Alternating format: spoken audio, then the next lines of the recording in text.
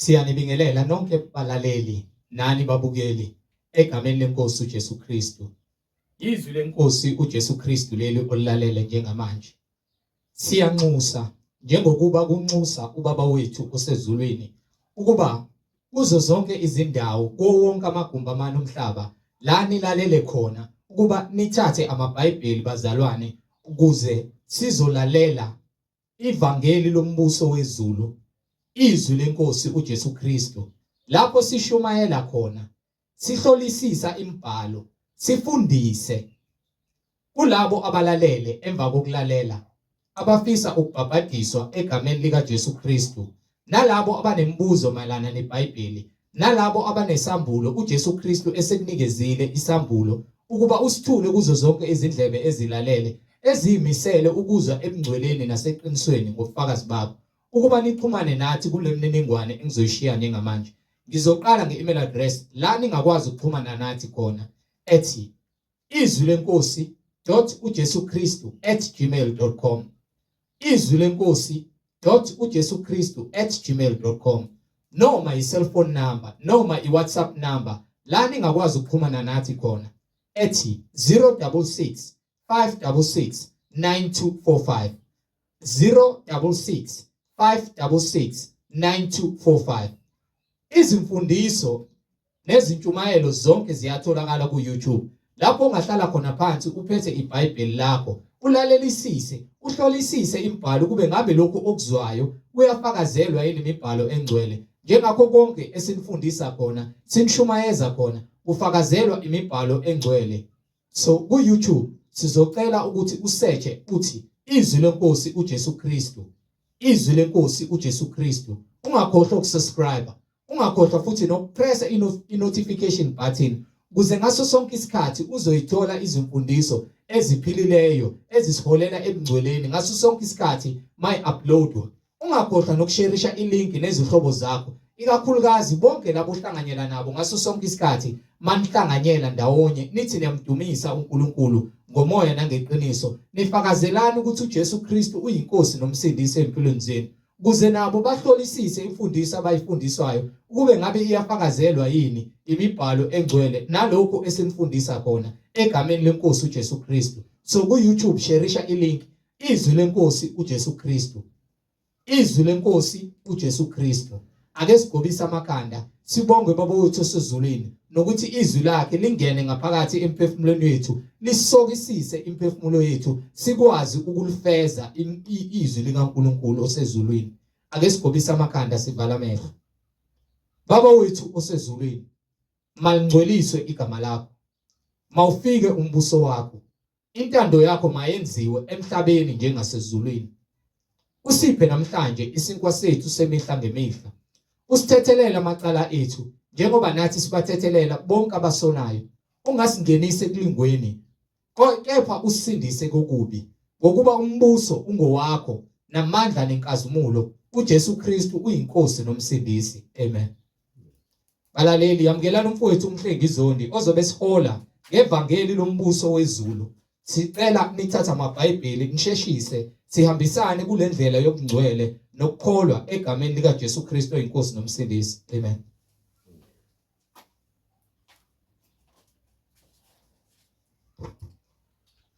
Yanibingelela bazalwane egameni lenkosi uJesu Kristu umnini mandla onke, inkosi yokuphila, inkosi yenkazimulo, umqali nomphelelisi, uAlpha noOmega, ongenambonisi, ongenaye ahamba naye, uzimele konke kusungulwe nguye ngamandla akhe, mkhulu esabeka, inkazimulo yakhe ngeke sayiqonda ngenyama, ingakho kufanele sibe kumoya ukuze sibe sekumazini. Siyambonga uNkulunkulu abaprofeti bakhe abangcwele abenza intando yakhe bagcwalisa konke uNkulunkulu abayale ngako. Siyambonga uNkulunkulu ngendodana yakhe ayithumele emhlabeni ukuba izogcwalisa konke okuyintando kaBaba osezulwini. Yasithatha amandla kaBaba wonke kwangasala lutho. Manje uyena oseyinkosi wafike wakhetha abapostoli abayi12 wabamisa wabenza ofakazi phakathi kwabo yedwa waye indodana kaSathane uJudas Iscariot okunguye owakhaphela uJesu indodana kaNkulunkulu ophilayo ukuze kugcwaliseke imibhalo. Ngakho ke siyambonga uJesu Kristu ngabapostoli bakhe abangcwele abakhethayo bathembeka balifela ivangeli leqiniso bakwenza konke abakuthunywe uBaba ukuze bagcwalise imibhalo kusindiswe bonke abantu abalahlekileyo nabadukileyo nabathunjiwe emandleni obumnyama kaSathane. Ivangeli elombuso wezulu, ivangeli elishumayelwayo abapostoli noJesu nje mefika uqale uJohane uMbhapatisi athi phendukani ngokuba umbuso wezulu unjani usondele. Afike noJesu asho the same thing athi phendukani ngokuba umbuso wezulu usondele. Noma sethuma abafundi bakhe uthi hambani nifike nibatshele ukuthi umbuso wezulu usondele. Umbuso wezulu uNkulunkulu othumele umbuso wakhe kithi kubantu ngoJesu. Uma lithi ke iBhayibheli kwincwadi yaIsaya sahluko 9:6 to 8 or 9 ithini? Ngokuba sizalelwe umntwana, Yes, siphiwe indodana, yes. umbuso uyakuba semahlombe akhe. Nangi indaba ke lesikhona. Indaba inombuso. Umbuso. Uthi mina umbuso wami awukho emhlabeni. Ukuba umbuso wami ubule emhlabeni, abantu laba engihamba nabo bezongilwela, ngabe nginamabutho azongilwela. Bathi ngoba umbuso wami incwadi yaJohane sahluko 18 noyo nto le. Ngisho 18 ya lapho nje khuluma noPilate.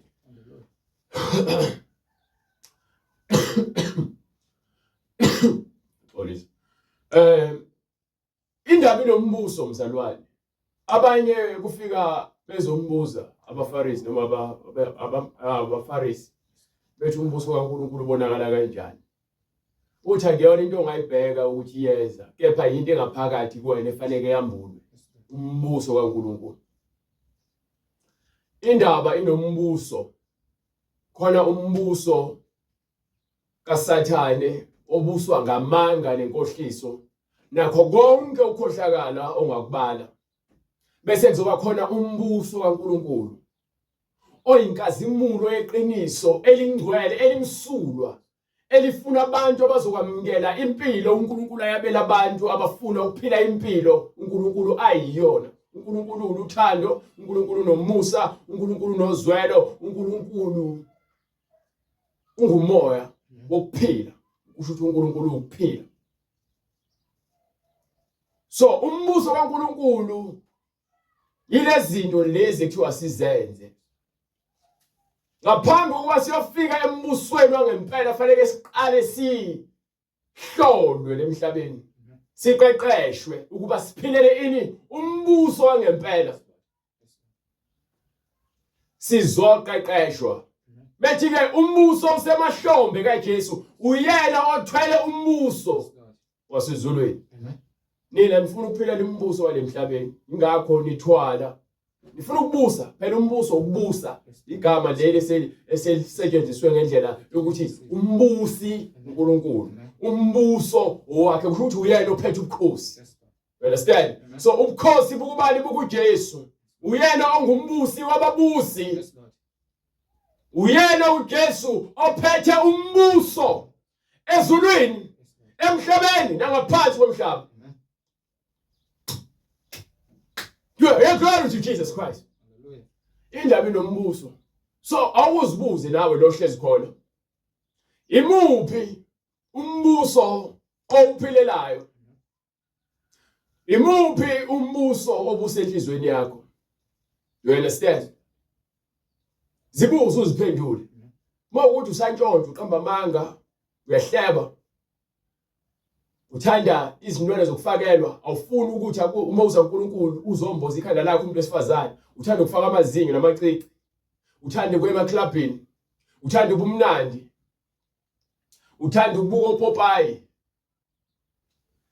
unezithombe edongeni zabantu bonke abadumile ngabe umbuso wakho kaJesu na ungabe unesithombe endlini yakho uthi sika Jesu noMaria noMoya Ingcwele ngabe umbuso kaNkulunkulu yini lowo so ozihlolisise ekutheni ekuhambeni kwakho ngabe uhamba ngokubuswa umbuso wombusi wababusi obusayo ezulwini emhlabeni nangaphansi komhlaba uthi umzimba wakho uwakhile ukuthi ube yithempeli akahlala emathempelini enziwe ngezandla kepha ethempelini lakhiwe uyena uyahlala kulona mina ke ngakhiwa kuye ufuna ukuhlala kumina abuse umbuso wakhe ufuna uphile kubani kumina mewuthi umbuso waNkulunkulu usondele ukuthi iqiniso ezosikhulula kulamanga usathane asibambe ngawo ngumbuso wasebumnyameni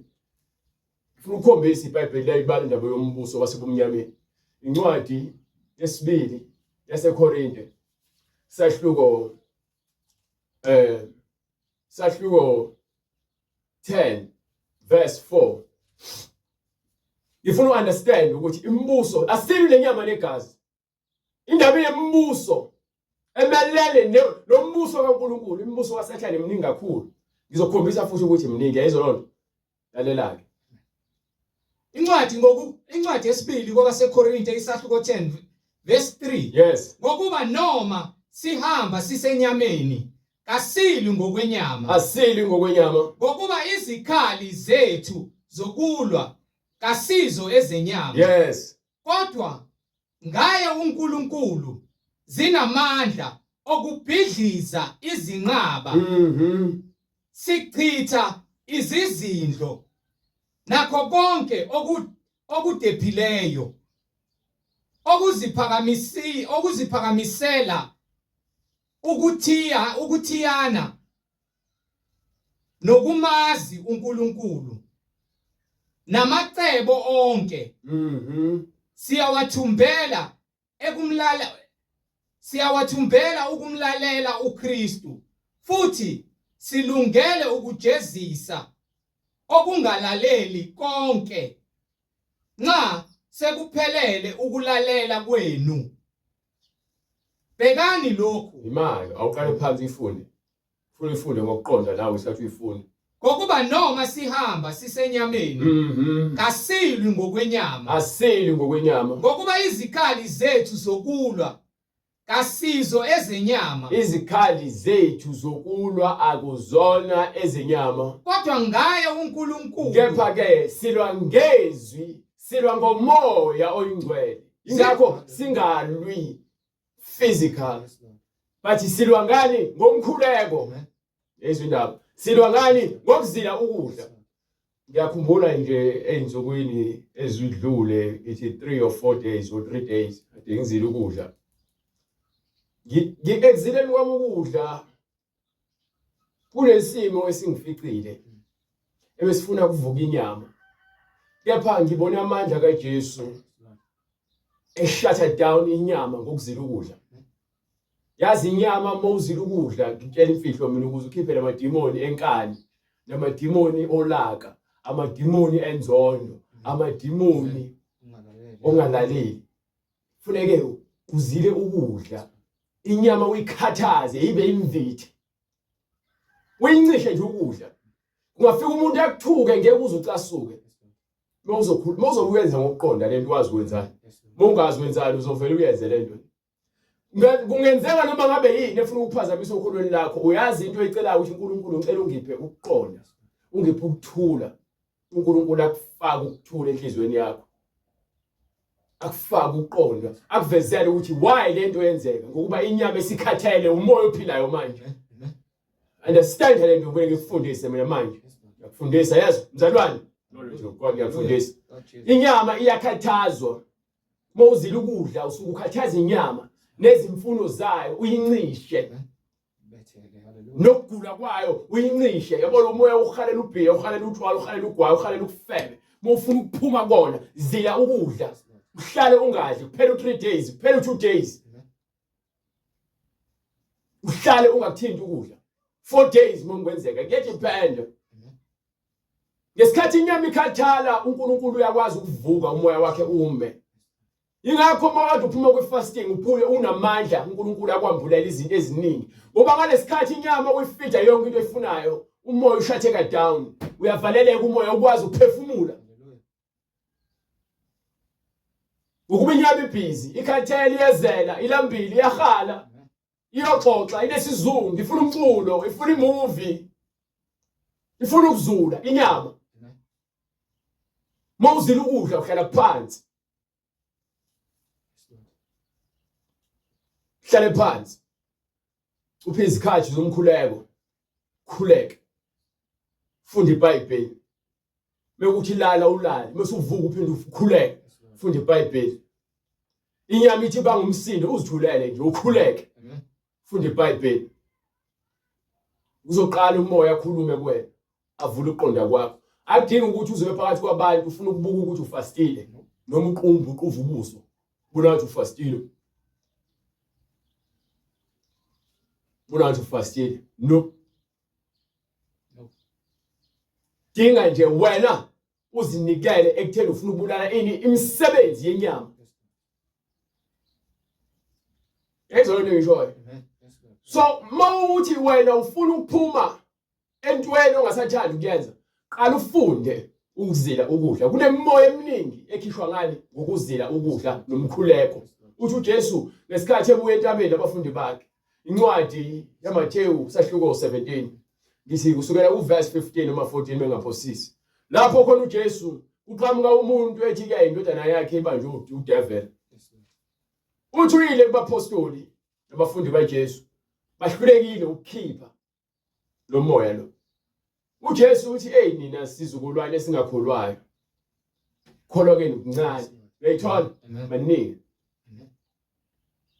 sebefikile incwadi ngokwamathewu sahluko 17 verse 14 sebefikile esixukwini kweza kuye umuntu waguqa ngamadolo phambi kwakhe wathi Nkosi awukela indodana yami thathelela indodana yami ngokuba inesithuthwane ihlupheka kabi iyahlupheka kabuhlungu lokhu iwela kaningi emlilweni njalo besipake isithuthwane iwela emlilweni kaningi emanzini iphinde futhi lesifule dimo lifuna ukuyibulala lengane le ngoba limwise emlilweni lifuna ukumlimaza yabo le dimo lelikwenza uzidwebe tattoo le dimo lifuna ukwenza uziqobhoze indlebe le dimo lelikwenza ufuna ukuzibulala uzisike uzelengise you understand ngilete kubafundi bakho kepha bahluleka ukuyiphulukisa kunabantu ababenikwa amandla ukuthi bakhulekele abantu basinde baphile amandla wabaphuca uJesu ngoba yini basebenze ngathi udumo lwabo you understand uJesu ufuna ukudume yena kuphela meweduma mina ngamandla akhe ngazibona ukuthi mina fana nomuntu othi yazi wangithandazela ngivele ngibuke ukuthi Nkosi yami lo muntu uthi ithemba lakhe likumina ulahlekile uzongiqhaza noJesu haleluya uzoboleka imali umuntu noma eboleka imali yazi wena bese uyithemba lami lokugcina nje wena bese ngicabanga ukuthi uzongisiza ithemba lakho lokugcina mina noma kuthiwa nginayo ekunikeke yazi ngoba yini usungenze ithemba lakho lokugcina senguNkulunkulu wakho mina wena usathemba uJesu usuthemba mina ngeke nginike angifuni ukukhohlisa ikhona ngegama lokuthi usothe ngithembele kuwena thembela kumina nguba mina haleluya nami ngayithembile haleluya nguba mina uzothembela kumina ngiyini mina ngiyini mina why uzothi uthembele kumina ngizama ukufundisa ukuthi ungakalilinge nangalolodwe ilanga uma ufuna usizo kumuntu uthi ke ithemba lakho noma ube nomuntu ozomcabanga ngabe ithemba lakho mawucela usizo ungalithola ulithola waqala walomuntu oyithemba lakho unomoya ingcwele umoya ingcwele yakho musukuyenza lento ezayo uzoyeka ukuhamba ulokuyenza abantu amathemba akho uzovuma ukuthi uNkulunkulu intando yakhe mayenziwe haleluya you understand go ahead ngilethe kubafundi bakho kepha bahluleka ukuyiphulukisa. Yes. uJesu waphendula wathi, "Oh sizukulwana Sizukulwane esingakholwayo esinokukholwa okuncane nesiphambeneyo, nesihamba ngendlela eziphambeneyo zikaNkulunkulu. koze kube nini Yoze nginani? kube nini nginani? Koze kube nini nginibekezelela na? Yiletheni lapha kimi." Yes sir. uJesu wayeseyikhuza idimoni. Wayesekhuza idimoni. Wayeseyikhuza idimoni. Wayeseyikhuza idimoni. Laphuma kuyo. Yes sir. Umfana waphulukiswa kusukela kuleso sikhathi. Khona kwafika abafundi kuJesu. Wasekufika Bebodwa. abafundi kuJesu. Bebodwa bathi, Na enye into futhi. Mokhuleka musu ucabanga ukuthi kuzokwenzeka intando yakho ngaleso sikhathi. You understand? Ungani mobeka izandla kunoma ukhuleka ukuthi kuzokwenzeka lonto masinyane. Noma uthi ukhulekela umuntu. Yabona kutshela mina ngiyokufundisa izinto eziningi eziyokusiza umzalwane. Abantu abaningi bathi ngoba nekubezwa lezi zinto ezenziwa uJesu, bathi bazokwenza exactly njengoJesu. uJesu uthi wanika abantu izipho. Akubona bonke abantu abanamandla alingana nawakhe. Uyakunika izipho. You understand? So, uma mina ngiphiwe amandla okukhuleka, mina nginikwa amandla ukuthi ngisebenzise igama likaJesu kukhazimulisa uJesu. Bathi angiyena mina uJesu mina. Kufanele ngikhiphe lonke ekhanda lami. Ngisebenzisa amandla kabani? So mina ngiyena amandla wakhe unginikile imvume ukuthi ngikwazi ukusebenzisa. Kepha mase kukhona izinto esezikhomba mina, ngingasakhombi yena. Yena amandla akhe wenza njani? Uyaphuca. Ubonye abanye abantu beloko bethi ke ngiyabakhulekela abantu kepha basindisa ngaya esontweni ukuthi ngakhulekela ngaphangisendiswanga. Wabewa izandla abantu abangakholwayo asebethatha udumbane ezolapha. Angithandi nokubeka izandla mina. Ukukhuluma nje iqiniso. Angithandi ukubeka izandla ngoba leBhayibheli yangivuna futhi ukuthi ngigweme ukubeka izandla ngoba mina sengizibandakanya nezono zabanye abantu. Manje umuntu ubuza kumina ethi ke ngicela ungikhulekele ngithi mina asikhuleke. Ngisho njalo. Yini? Nawe phela uyakwazi ukukhuluma noJesu bengikhuluma naye. Akumina ukukhulumela noJesu. Mina ngizokulekelela emkhulekweni njengomzalwane. Do you understand? Siyalekelelana kuphila emkhulekweni. Hallelujah. Hayi ukuthi mina nginamandla okukhulekela abantu baphile. No. Sinendlela sonke yokuya kuJesu uma sikholwa. You understand? Uma sikholwa.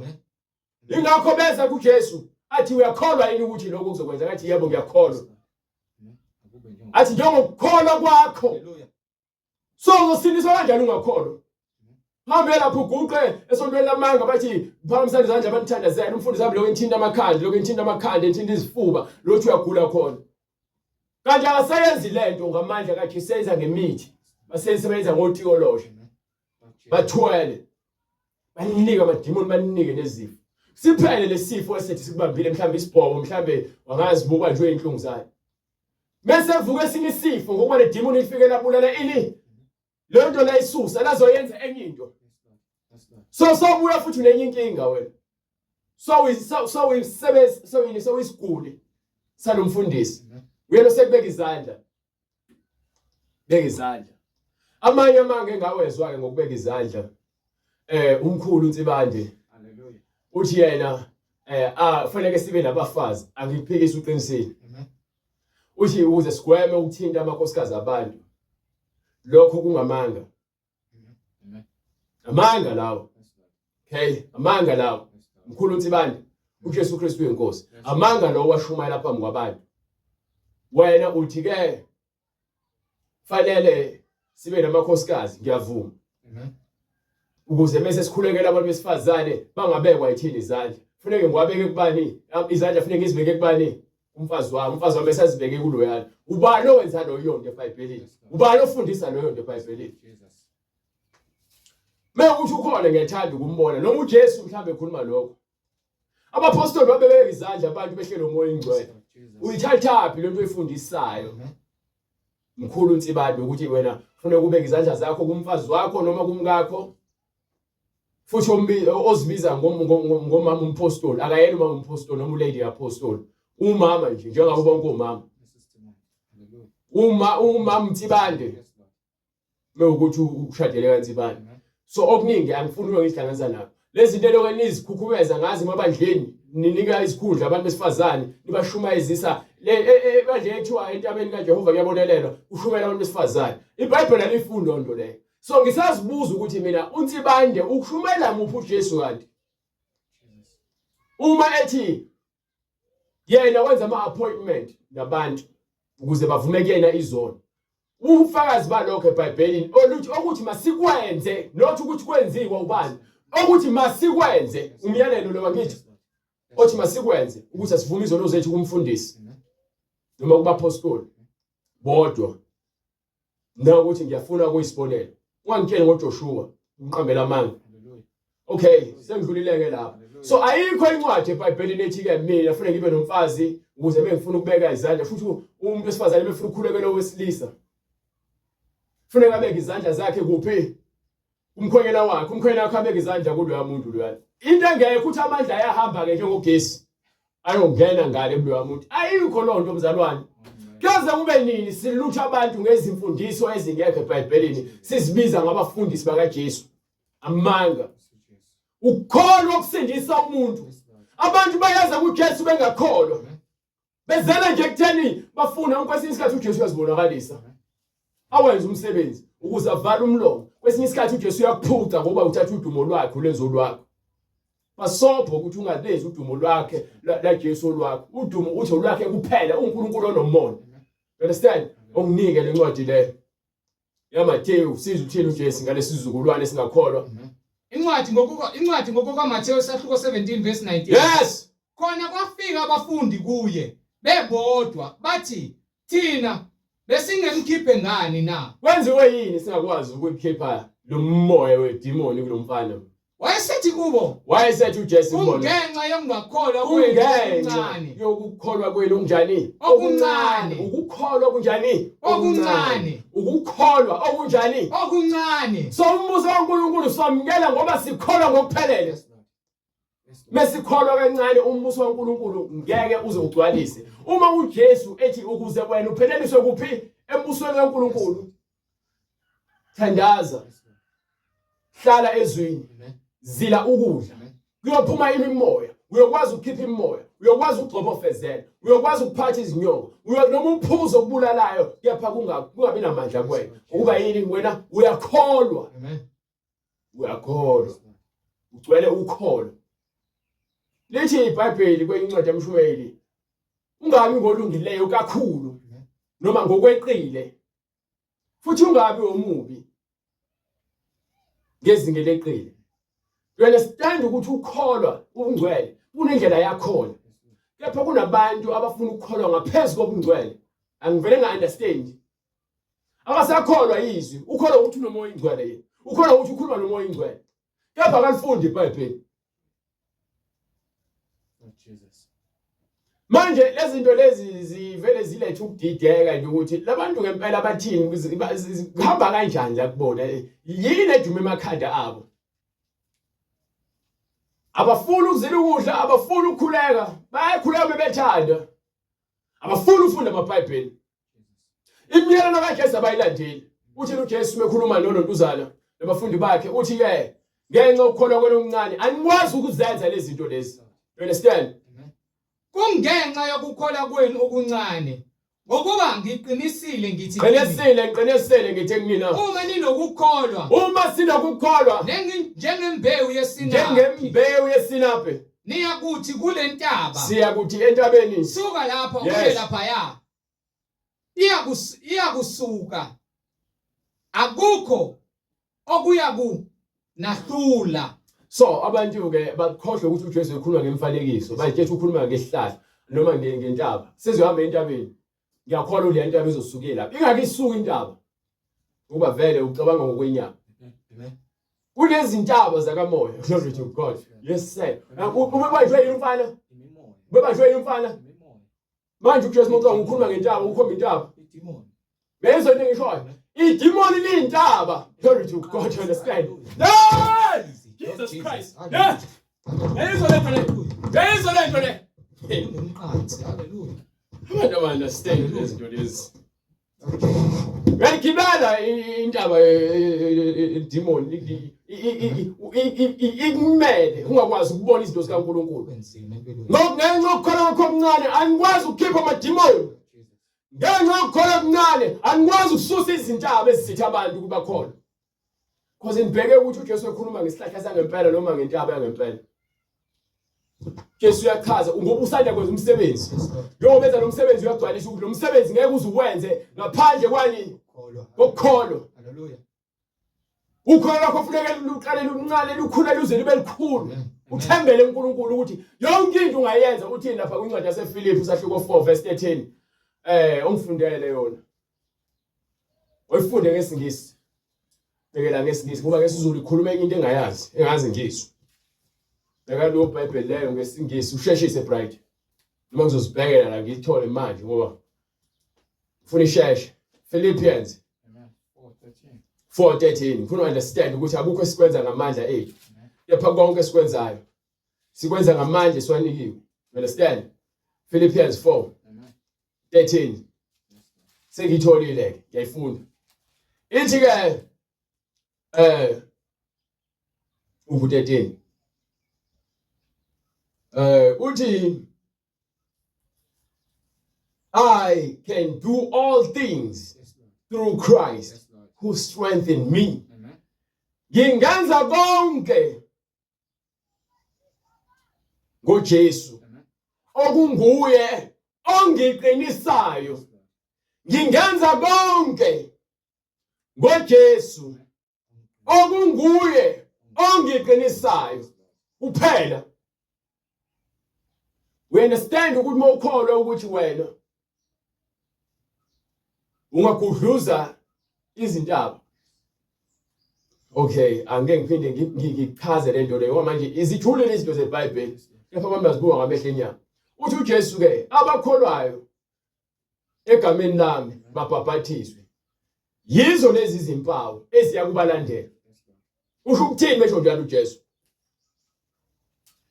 Uthi abantu abanamandla ami, ukuthi abantu abakhuluma iqiniso, lalela abantu abalandela lemfundiso le engiyifundisayo abakaJesu. Bezwa uJesu, abezwa umhlengi. Mina ngabantu bangikhuluma ngifihlakele mina ngoba akukhulumi mina, khuluma umoya onjani okuyena onginika amazwi. Yonke lento ngiyichaza ngokuhlakanipha kukaJesu nangokuqonda kwakhe ukukamoya. Hallelujah. So uJesu izinto esizenzayo sizenza sizinikwa nguye. So uma ethi abantu bayolandelwa uthini lapha kwincwadi yamasahluko 16:16 okholwayo abhaphathiswe uyakusindiswa. uza kunjani Uyakusindiswa. so akukhulunywa ngezinto lezi ezifizikali kukhulunywa ngombuso kaNkulunkulu owumoya izwi kaNkulunkulu lingumoya uNkulunkulu ungumoya okholwa umoya uyakusindiswa Kepha ongakholwayo kepha ongakholwa umoya uyakulahlwa. awukholwa yimina ukholwa umoya Amen. uza kulahla uma ungakholwa yilo moya ngushumayelayo. You understand? Kepha lezi zibonakaliso Nazi izibonakaliso ziyakubalandela eziyolandela abakholwayo bonke abakholwayo ngegama lami. izwake ngegama Lami likaJesu Kristu bayakukhipha amadimoni. ngeqiniso ngomoya kaNkulunkulu masishumayela umuntu ethi uyavuma izono zakhe ufuna ukuhamba lendlela esihambayo ufuna ukuhamba nathi akezile kumina ubizwe uJesu Bayakukhipha amadimoni. osafikile kuyena ozonokha uyavula lo muntu ukuthi no ngiyafuna ukuhamba lendlela enihambayo uJesu ngiyamuzwa awuzwa mina Bashumayele ngezilimi ezintsha. so I understand ukuthi yonke into esengichazile abafundisi abaningi abakaze bayichaze lezi zinto engizichazayo azichazo abafundisi abaningi. You understand? Ukuchaza lezi ncwadi ngikubreakele down ukuze ube nokuqonda ngikufunze ubisi phuzisa ubisi lezo lonto leyo. So ngegama lika Jesu basindiswa abantu. You understand? Bese kwenzakalani? Bayakukhipha amadimoni. Uma sikhuluma iqiniso lika Jesu njengoba linjalo amadimoni ayaphuma ngqashe. Uma lenza ligcina imiyalelo kaJesu amadimoni ayaphuma ngqashe adinga ukuthi ngize kuwena ngizokhuluma namadimoni. Fanele ngikhulume namadimoni ngila. Ngikhuluma namadimoni ngila. idimoni elikubambile ilona lifike likwazi umnyanya noma ufuna ukudlula le channel noma uyintshumayelo ungafuni ukuyilalela ngoba yini lelo demoni linenkani. Understand? Hallelujah. Lezo lonto leyo. Bashumayele ngezilimi ezintsha. So manje ngikhuluma izinto kunini ebeningazazi nalifunda iBhayibheli kepha niqonde izinto zisho ukuthini. Yes Lord. Ngoba yini umoya awukho. Emabandleni amabandla amangaka amakhulu amanyawo awukho umoya. Understand? Abanye bathama ukuthi ke balichasisela iBhayibheli balihumushe bafake nokwabo uhlakanipho ongekho umoya ingcwele. Jesus. Because bazikhulumela bona. Understand? Baphathe izinyoka. So uphatha izinyoka ubani oyinyoka? Futhi bazophatha uSathane. Uzombusa uSathane. Awuzibuseli wena. Ngegama likaJesu. Uyakwazi ukuthi ubuse uSathane. Understand? Hallelujah. Hallelujah. Yezo lonto leyo. Athile futhi uma bephuza okubulalayo. Ukuphuza khulunywa ngokudla ngempela. Abantu understand manje uJesu wethi mina ngisinkwa. Igazi lami liyisiphuzo. Yes Lord. Akekho waphuza igazi laJesu langempela noma wadla inyama yakhe. Imfundiso ayiphethe. So makufika izimfundiso ezidukisayo njengoba bethi ke noma bephuza okubulalayo akusoze kwaba nangozi. So bekufika umfundiso wamanga wena ulazi iqiniso wenze njani? Phakathi bamanga. Uyasunderstand uyasibonela ukuthi ayamanga lawo ngoba yini unoJesu noma weqiniso. Hallelujah. Lezo nto ngishoyo. Amen. Ngizosiza Yes Lord. ngamandla kaJesu ukuthi abantu baqonde amandla kaNkulunkulu.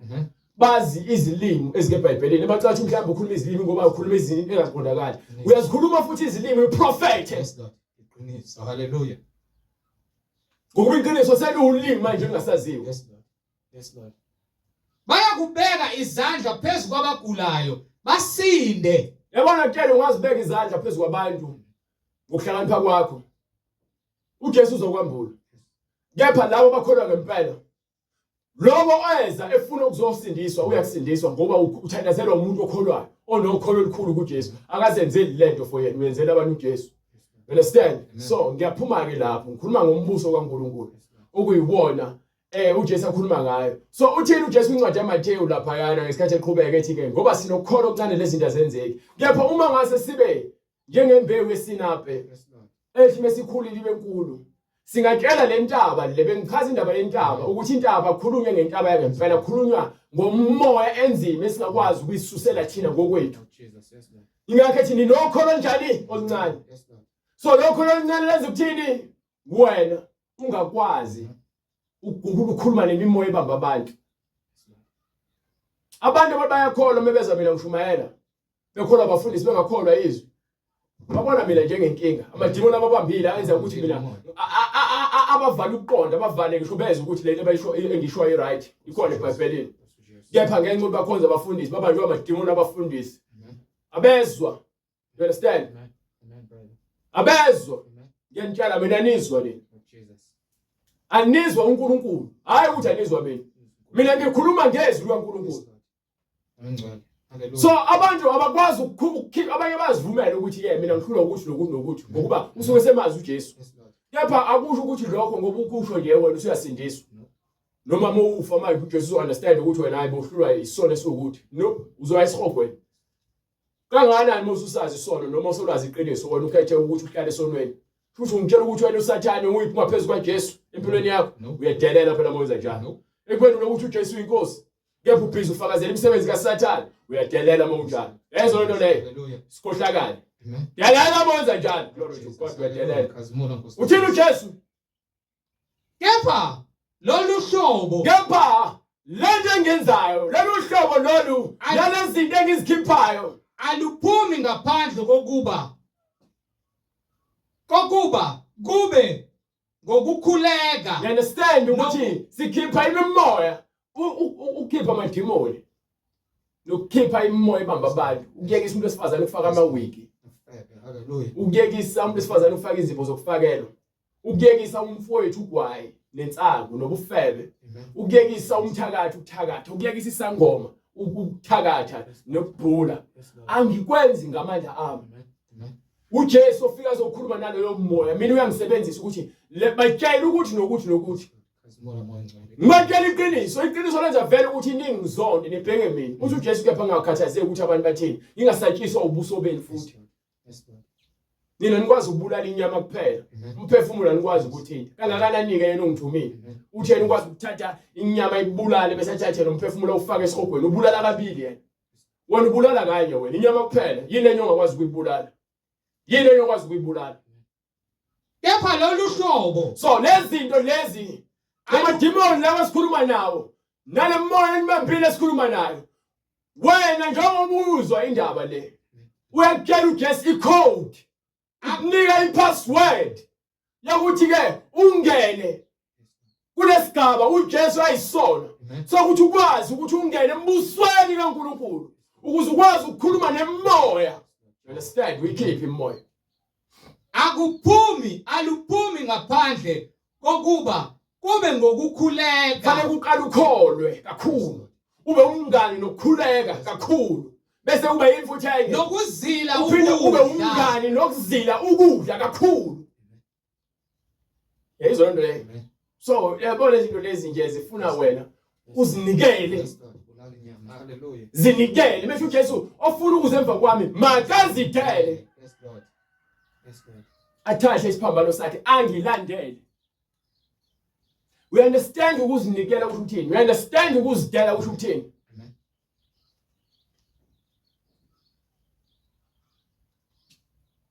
So uJesu wadela ukuphila kwakhe ukuze asindise thina. Yezo londo leyo. Wadela ukuphila kwakhe ukuze asindise thina. So sengibuyela ke kule ndaba yemibuso kwela ngale kwincwadi yaMatheyu sahloko 4. Ngisakuvezela imibuso kaSathane nemibuso yasezulwini. Mesithi phendukani ngokuba umbuso wezulu usondele sitshela ukuthi qaphela indlela ohamba ngayo. Uzihlolisise ekhambeni kwakho. Uma uthi umzalwane uvuseleleke ekugcoleni bakho. Uma ukuthi uyisoni esiphile esonweni uphenduke uma uzwe ivangeli eqiniso elizokwambulela ukuthi ubani uJesu. You understand? Incwadi yaMatheyu sahloko 4 ngine ku verse 8.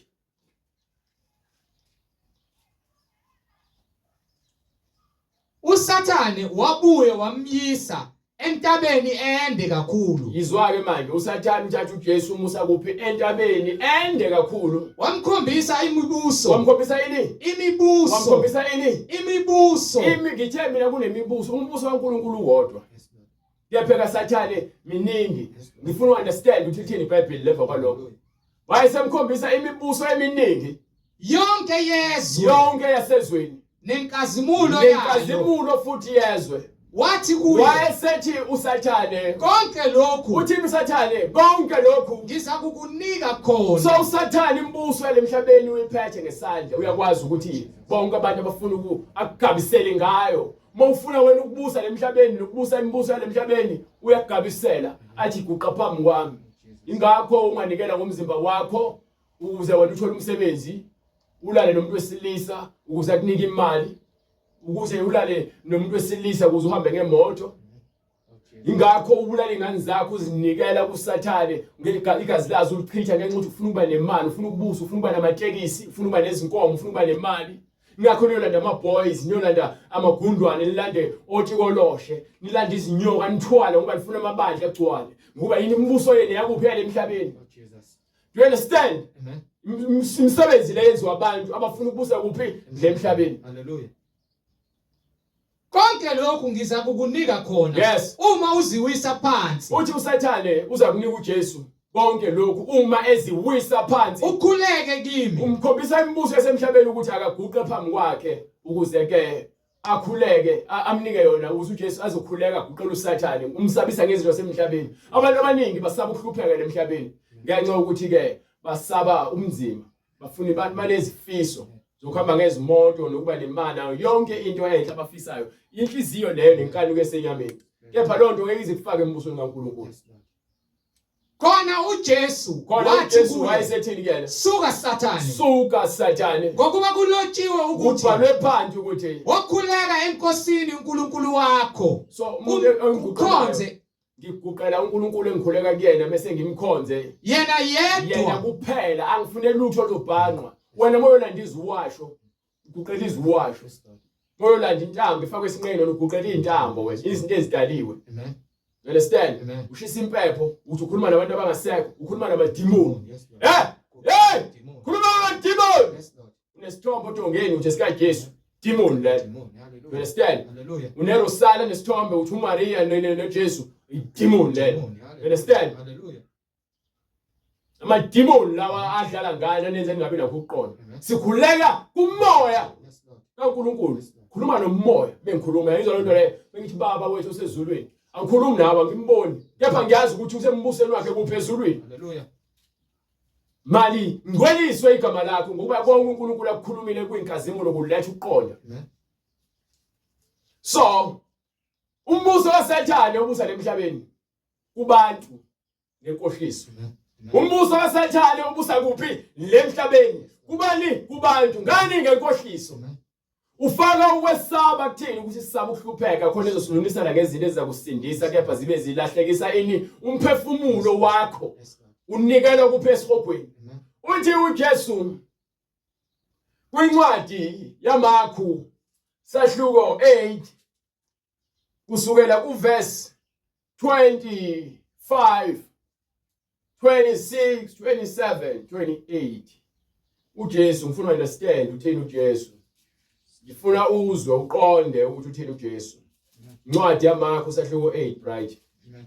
sahluko 8 from verse 25 ngizoze ngifunele mina ngizoyithola futhi shesha ke bright. Khona waphinda wabeka izandla phezu kwamehlo ayo, Yes. wabhekisisa, yasinda, yabonisisa konke. Wayithumela ekhaya layo wathi, ungangeni emzini wabantu. Verse 27. Othi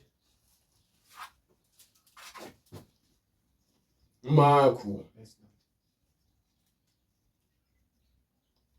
Lord.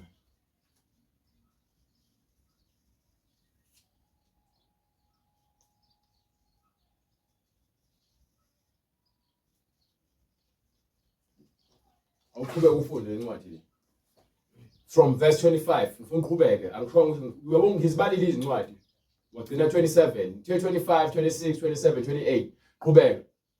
uJesu wayesephuma kanye nabafundi bakhe waya emzini waseKesariya Philippi.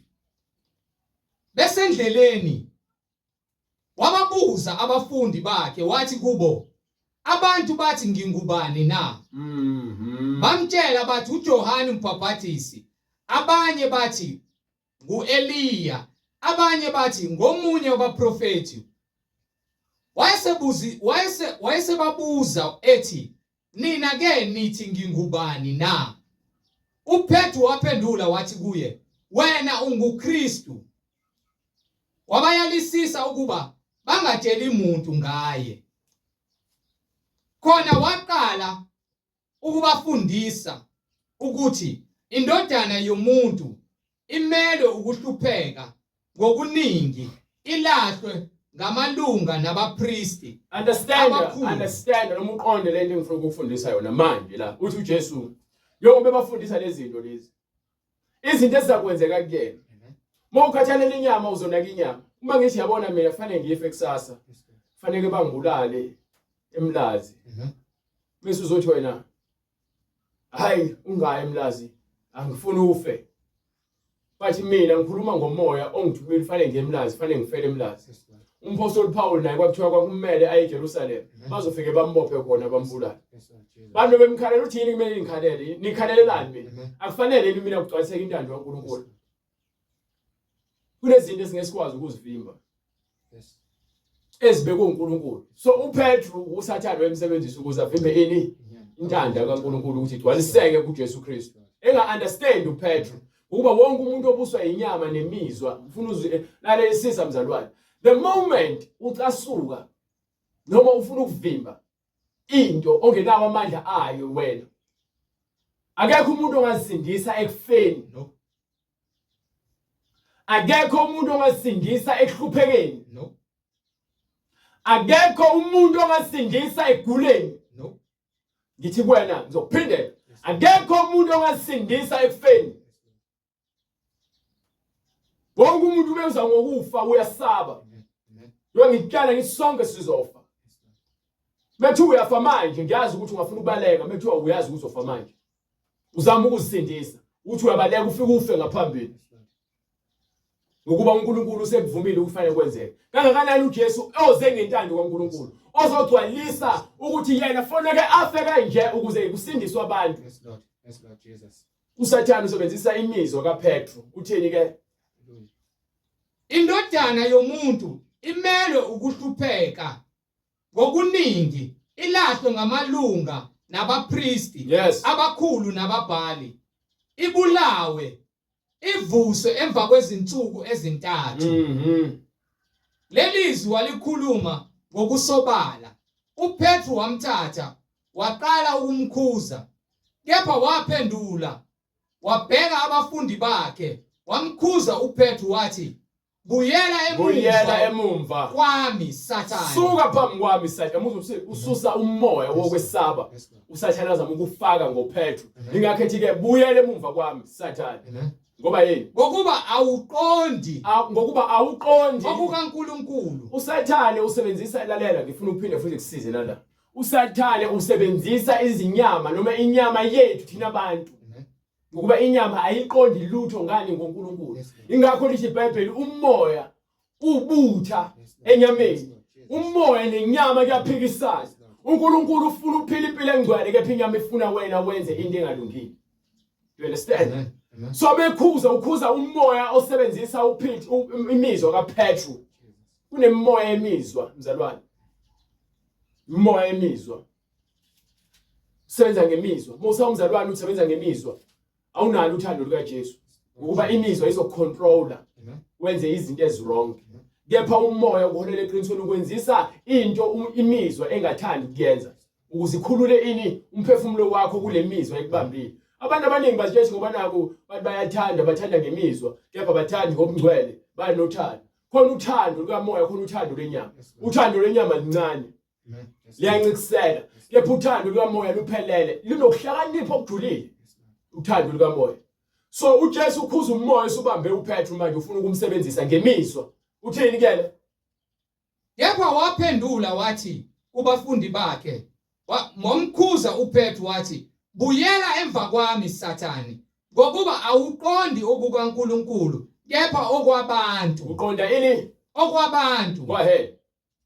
Wayesebiza isicubu. Wethi awuqondi okukaNkulunkulu. uSathane akazi lutho ngoNkulunkulu.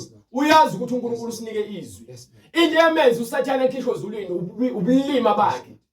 Ubulima bukaSathane bamenza wakhishwa kuphe ezulwini. So menza la kuthina, uyazi ukuthi thina mesikhohlisa, wazi uyabelithi iBhayibheli wazi kwabantu, uyazi mesikhohlisa siyakholwa. Sathane uyazi ingakho afika khohlisa uEva. Uyazi uSathane mesikhohlisa. uSathane unamandla okukhohlisa. Wakhohlisa ini ingelosi ezulwini, not ingelosi, izingilosi ezulwini. So uyini wena? Uba wena ukuthi uzothi uSathane akanamandla kuwena, ungenayo uJesu. Uyinyama nje. Hallelujah. Uthi uSathane uyazi ukuthi uqonda izinto zabantu. So njengoba befaka umoya wesaba kuPetru, usebenzisa uPetru. uSathane uJesu ukhuluma nomoya osubambe bani uPetru. Go ahead brother. Wayesebiza isixuku nabafundi bakhe. Wayesebiza isixuku nabafundi bakhe wathini kubona? Uma umuntu ethanda ukuza emva kwami, ukungilandela, makazidele. Makenze njani? Makazidele. Athabathe isiphambano sakhe angilandele. Ngokuba yilo nalowo othanda ukusindisa ukuphila kwakhe uyakulahlekelwa yini. Kodwa ngitshela ngithi mina akekho umuntu ongasindisa eguleni, ongasindisa ekufeni, ongasindisa kwindlala. Akekho umuntu ngaphandle kwaJesu kuphela ongakusindisa. Ngifuna ukukhombisa ngene ngeBhayibheli yonke into engishoyo. Manike. Kepha ulahlekelwa ngokuphila kwakhe. Lowo lahlekelwa ukuphila kwakhe zonke izinto zemhlabeni. ngenxa kaJesu nangenxa yevangeli nangenxa yokuthanda kubhlungu le nto ngoba isikhathi kubunga uNkulunkulu akekho nami sezifikile isikhathi ezinzima so ngashiya imodeling ngangikhokhelwa ngashiya iboxing ngashiya impilo emnandi yabona nje ngisebenza kahle eVision Active ngisebenza kahle enkampani ethize ngayeka ngenxa ukuthi ngifuna ukulandela uJesu wena ubone ngathi manje sekuyisikhubekisa ukulandela uJesu kanti uSathane usefaka umuzwa wokusaba nemizwa yokuthi wena ube nongabazi ukholo lwakho ukuthi abantu abaningi bathi bebeza kuJesu bazoba yigwili. It's not about ukuba isigwili emhlabeni ingcebo ukuyisigwili ungibhekisise isigwili ave ngicebile. Hallelujah. You understand? Isibaby. Anginayo tax, anginayo imoto, anginazo impahla ezibizayo. Anginayo imali. NginoJesu. Nginegugu laphakade. Glory to God amandla akhe. Hallelujah. Ngicebile kumoya. Hallelujah. You understand? Hallelujah. Baningi. Ngokuba ilona loyo othanda ukusindisa ukuphila kwakhe uyakulahlekelwa yikho. Kepha olahlekelwa ngokuphila kwakhe ngenxa yami nangenxa yevangeli uyakusindiswa. Uyakusindiswa. Ngokuba kuyakumsizani umuntu ukuzuza kani ukuqoqa lonke izwe lengcebo yasemhlabeni nemibuso yakhona. Alahlekelwe ngokuphila kwakhe. Umphefumulo wakho na.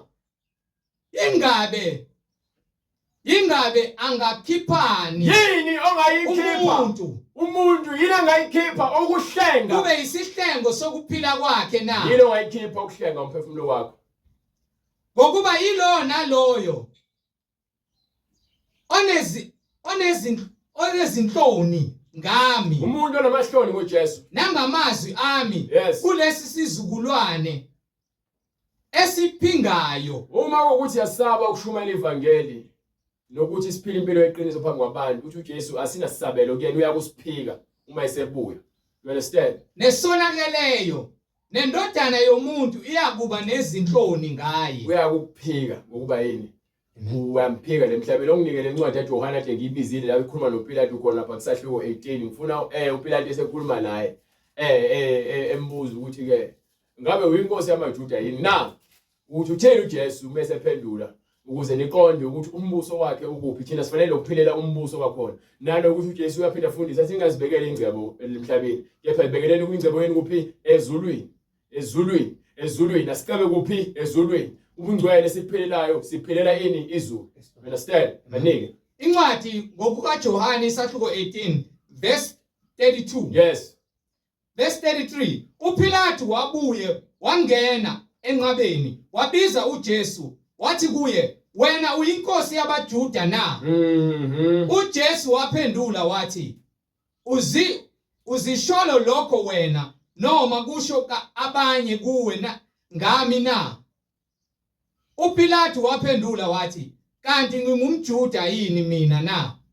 Isizwe sakini nabapristi abakhulu bakunikele kimi wenzeni na? Yes. uJesu waphendula wathi umbuso wami awusiwo owalelizwe. Umbuso wami awusiwo owalelizwe. Yes. Uma umbuso wami ubungowalelizwe izikhonzi zami zaziyakulwa ukuba nginganikelwa kubaJuda. Kepha kalokhu umbuso wami awusiwo owalapha. Yezwe indaba. Amen. Umbuso kaJesu akuwona wala. So sikubizela kuphi embusweni kaJesu? Lo wale emhlabeni imibuso yakhona miningi sikhuluma ngemibuso sikhulume ngombuso. Umbuso kaJesu ithi umbuso uzoba semahlombe akhe ungumbusi. Kepha imibuso kaSathane ingakho evezela izinto eziningi. Ufuna ubuswe yile zinto eziningi. Imibuso kaSathane miningi. Nenkohliso nokufa amanga inzondo thakatha. Yonke lo imibuso kaSathane ekubambele ebumnyameni. Ngike incwadi eziyazo 2:38 ibona bonke abantu asebekhathele ukudlala uSathane asebefuna nje ukuhamba noJesu ngokomoya nangokweqiniso. Ukuba ithini izwi eliphilileyo.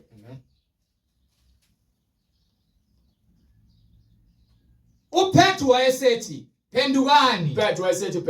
Iloyo naloyo abhaphathizwe egameni likaJesu Kristu ngokho ukuthathelana kwezono zenu khona niyakwamukeliswa esipheko sikamoya engcwele ngokuba isithembiso ngesenu nesabantwana benu esabo bonke abakude bonke inkosi uNkulunkulu wethu eyakubabiza. Wafakaza nangamanye amazwi amaningi wabayala wathi, Zisindiseni kulesizukulwane esiphambeneyo. so umele ukuzisindisa ngokuamukela ivangeli lombuso kaNkulunkulu basezulwini. uJesu Kristu inkosi. Bonke abantu abafuna ukubhabhadiswa baze kusithinta le mininingwane uyibonayo kwi-screen noma uyizwile ngesikhathi iqala intshumayelo. uNkulunkulu evumile siyakufinyelela kuwena ungene emanzini. Sindiswe ngokupheleleyo ngokuwashwa umzimba wakho ngaphansi kwamanzi bese ke uwashwe nolembeza wakho ngezwe eliphilileyo ukuze uphile impilo yomngcwele njengoba uNkulunkulu esabela. uJesu Kristu inkosi. Sophinde sibonane ngolesibili uNkulunkulu evumile. uNkulunkulu asigcine sonke manje naphakade. Nkosi wamkhuleko. Baba egameni lenkosi uJesu Kristu siyalibonga izwi lakhe lingamandla Nkosi. Ivangeli lombuso wezulu siyacela moya engcwele ulihole liholwa nguwe ngoba linguwe Nkosi uJesu Kristu. Lihlale ngaphakathi konembeza bethu lilungise Nkosi imidlinzo nemicabango nakho konke Nkosi okuzama ukuziphakamisa ngaphezulu kwesihlalo sakho sobukhosi Nkosi uJesu Kristu. Kuza ngamaqhinga esithu Sathane. Siyalibonga izwi lakho. Siyacela Nkosi likhazimulise lisiphe ukuqonda nobuhlakani Nkosi ukuze sibe namandla okunqoba isithu Sathane. Egameni lenkosi uJesu Kristu thatha udumo namandla eNkulunkulu wethu. Siyakubonga emazulwini kuKristu Jesu oyinkosi nomsindisi manje naphakade. Amen. Amen.